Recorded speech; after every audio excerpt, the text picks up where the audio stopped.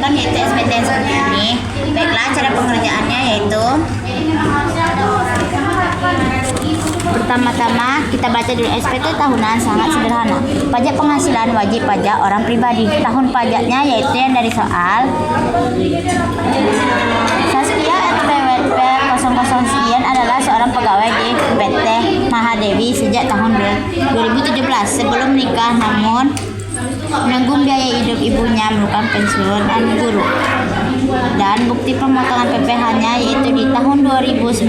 Jadi kita buat pertama yang kita isi yaitu penghasilan bruto dalam negeri sehubungan dengan pekerjaan dan penghasilan neto dalam negeri lainnya, yaitu 59.500.000. Dapatnya dari sini penghasilan bruto sebesar 59.500.000. Lalu yang kita isi kedua yaitu pengurangan.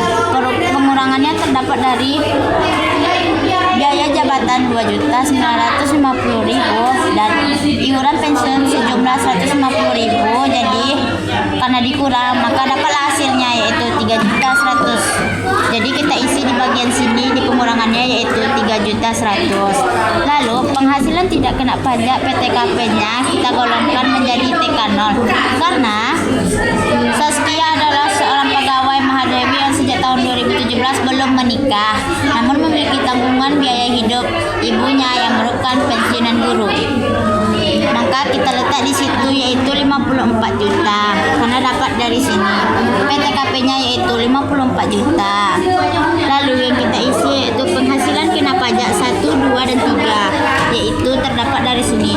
Dari pengurangan jumlah penghasilan neto dan PTKP-nya yaitu sebesar 2.400.000. Lalu kita isi ke sini yaitu 2.400.000. Lalu pajak penghasilan terutang yaitu kita dapat dari PPh pasal 21 terutang dan dipotong sebesar 120.000. Nah, pajak penghasilan yang telah dipotong oleh pihak lain juga sama dengan PPh pasal 21 terutang dan dipotong yaitu sebesar 120.000.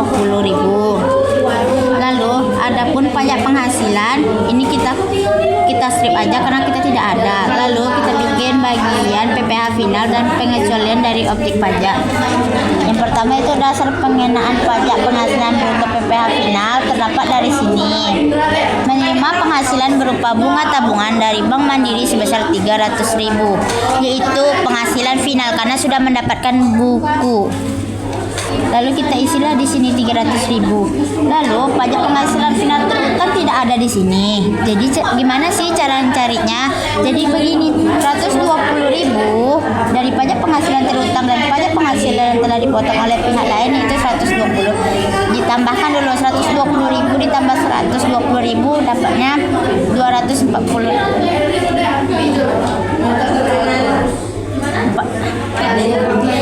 Yaitu sebesar 420.000.